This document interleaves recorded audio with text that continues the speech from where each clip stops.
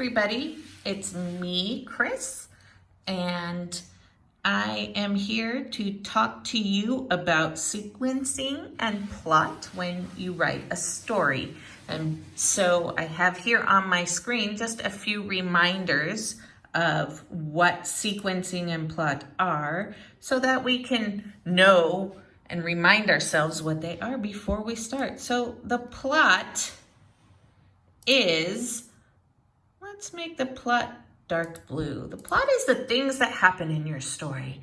All the action, all the exciting things that you want to know more about. That is the plot. So maybe you are writing a romance between a fairy princess and a handsome knight. Or maybe you're writing about an evil toad who wants to take over the world. Those things are all part of the plot, the things that happen. Now, sequencing is a little bit different. Sequencing is the order that the things in your story happen in. So, of course, we always like to see a beginning, which I will make green, because this is like our stoplight. So the beginning, of course, means we're gonna start going. The light's green. All right, let's get started. First things first, what happens at the very start of my plot? Then, when we get to our middle, that is like the yellow light. That's the part where we slow down and start to get into the details. Does the fairy princess want to escape her castle? Is the knight really the right one for her? Does the evil toad really have an evil soul, or is he just misunderstood? These are all the details that make your story interesting.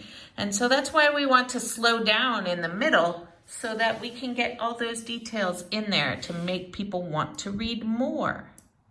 And then, of course, last, we have the end, which I will make red for the red light, because the red light means we're gonna now wind this up. We're gonna finish what we're doing and we're gonna conclude it, or write a conclusion to our story so that people can feel satisfied. Even stories that are in a series like Wings of Fire or Warriors or Harry Potter, even those first books in those series still have a conclusion. It still wraps up the story in some way. It could be a story that's going to continue with a new set of things that happen, but they all end somehow. And so here's an example of good sequencing. So our first sentence, number 1, Kelly said, "Good morning" to all the kids. She gave math lessons to a group of students. After that, it was work choice time. Soon it was time to clean up. It was lunchtime. So here's an example of the order in which a typical morning might go in your classroom. Kelly says good morning, she gives math lessons, then you get to choose your work, then it's cleanup time, and then it's time to eat lunch. That is a typical morning. This makes sense. This is the order, the sequence of our events that occur in the classroom. Now, here's an example of bad sequencing. After that, it was work choice time. Soon it was time to clean up. Kelly said good morning to all the kids. It was lunchtime. She gave math lessons to a group of students. Whoa, this is all mixed up. So it's really important that your sequence, your order, makes sense. Because if I looked at this, I would be really confused. I would say, I don't know what time it is. I don't know what order to do things. This story doesn't make any sense. It is too confusing. I don't want to read it. So it's really important for you to make sure that when you're sequencing a story, that you start at the beginning, then go to your middle, and then end it, okay? So a little activity that I have for us to do. Here is a nursery rhyme that you probably have seen before at some point in your life. But it's not in the correct sequence. It says, all the king's horses and all the king's men. Humpty Dumpty had a great fall. Couldn't put Humpty together again. Humpty Dumpty sat on a wall. Whoa, I'm confused. This isn't in the correct order. So how would we rearrange these to put them in the correct order for this nursery rhyme? Which sentence would come first? Would it be number 1, all the king's horses and all the king's men? Number 2, Humpty Dumpty had a great fall? Number 3, or number 4? It would be number 4. Humpty Dumpty sat on a wall. What would be next? If you said number 2, you would be correct. What comes after number 2? You're right, number 1, all the king's horses and all the king's men. And finally, number 3, couldn't put Humpty together again. So I'm going to rearrange these into their proper order so that it makes sense. Here we go. Humpty Dumpty sat on a wall. Humpty Dumpty had a great fall. All the king's horses and all the king's men couldn't put Humpty together again. Here I have another one for you. This is a song I think you all know, and I think your parents all know. If you know what song it is, you should tell someone right now. So I'll read it again to you. In a one-horse open sleigh, dashing through the snow, laughing all the way, o'er the fields we go. Now, I just noticed something. My numbers are messed up. So I'm going to redo my numbers so that it makes sense. So we'll have 1, here we'll have 2, here we'll have 3, here we'll have 4. Okay, let's try this one again. In a one-horse open sleigh, dashing through the snow, laughing all the way, o'er the fields we go. You know, this kind of makes sense. It could make sense, but it's not the way that would make the most sense. So if you guys are paying attention and you know your Christmas music, you would know that this is the first verse of that famous Christmas song, Jingle Bells.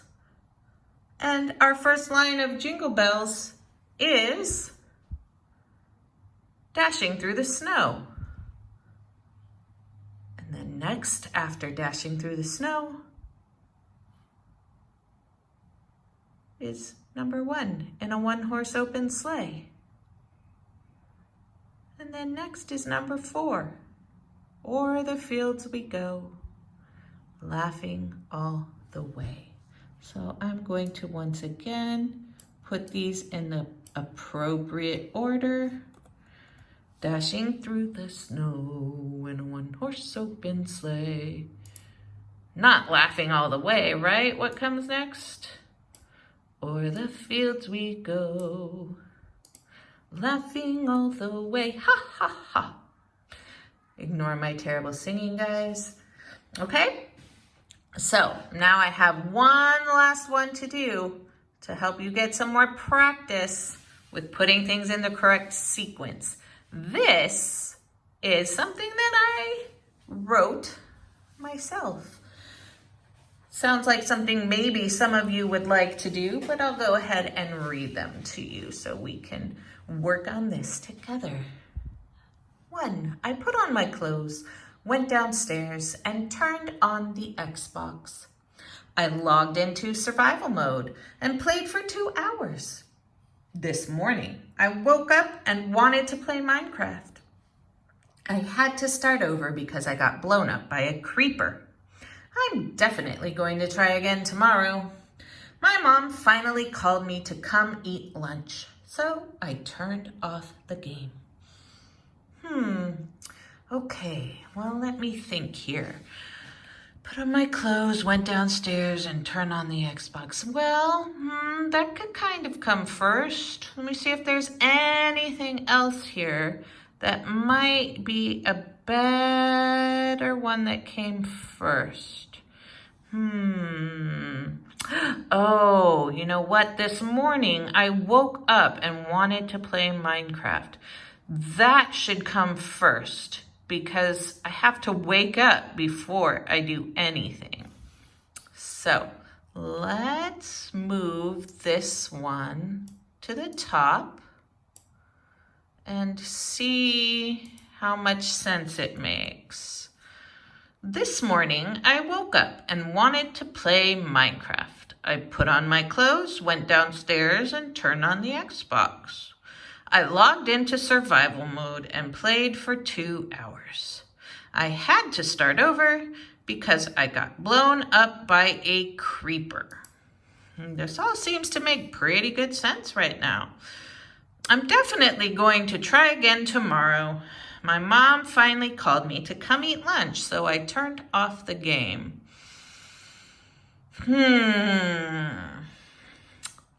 Well, this is tricky because both of these seem like they might be the end. But, my mom finally called me to come eat lunch, so I turned off the game. You know what? This makes more sense to come here before you try again tomorrow because you can't try again if you haven't turned off the game or if you haven't stopped playing. So our story in the correct sequence reads, this morning I woke up and wanted to play Minecraft.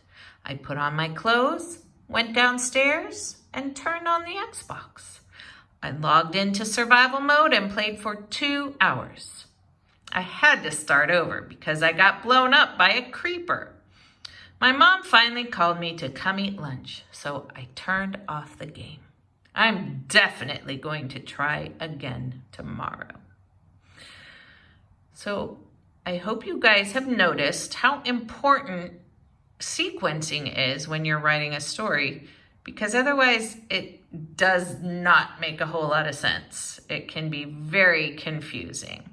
And so we as a group this morning decided maybe we would write our own little stories. And we chose to write about donuts and dragons, but you can write about mermaids and ice cream or unicorns and glitter or whatever 2 things you would like to write about. And I would like you to try to write 5 sentences, but at least 3. Here is my story that I wrote in the correct order. Once upon a time, there was a dragon named Bob who really loved donuts.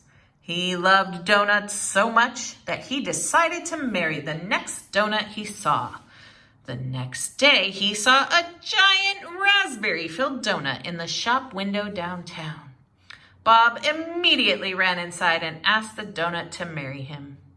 She said yes, and they ended up living happily until the day Bob ate her. The end. Okay? So, that is your job, is to try to write a story about donuts and dragons, but with correct sequencing. Make sure it has a beginning, a middle, and an end. Okay? And I want you to share them with me. If you weren't in our meeting, then I want you to share them with me so that I can hear all about your donuts and dragons. Okay, as always, if you have questions, you can email me or text me, and I hopefully will talk to you guys soon. Thanks for listening. Bye.